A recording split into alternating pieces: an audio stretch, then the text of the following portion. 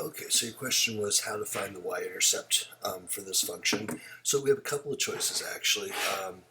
If we can graph it and read the intercept off the graph, that's probably the easiest way since it's a graphing problem. So let's try that first.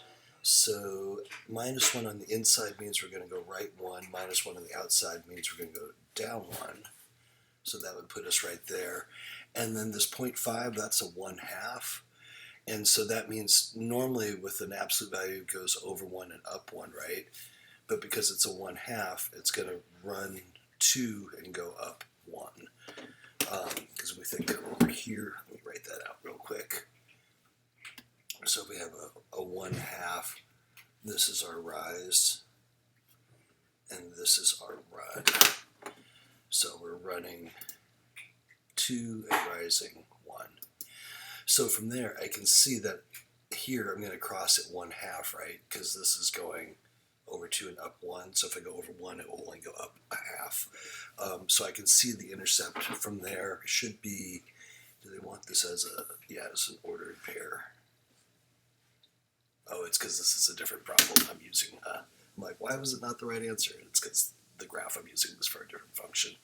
But they do want this as an ordered pair. So this would be 0 and y is -1/2.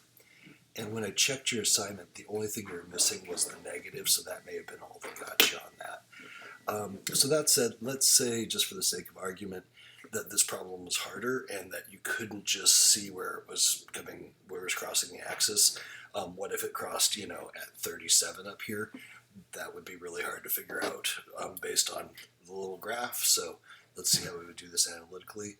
So if we're looking for a y-intercept, that means x is 0. Likewise, if we're looking for an x-intercept, that means we're setting y equal to 0. And that will hold true for all the functions we look at this quarter, and all the functions in general. So for a y-intercept, x is 0. So let's see what that does. 0.5, and then this will be a 0 minus 1, minus 1. So y equals 0.5. 0 minus 1 would be -1, but it's in an absolute value. So when I take the absolute value of -1, that would make it 1 minus 1. So this is just 0.5 minus 1, which is -0.5, or the same thing that we got by inspection. So those are the two ways. Again, easier if you read it off the graph, just do that.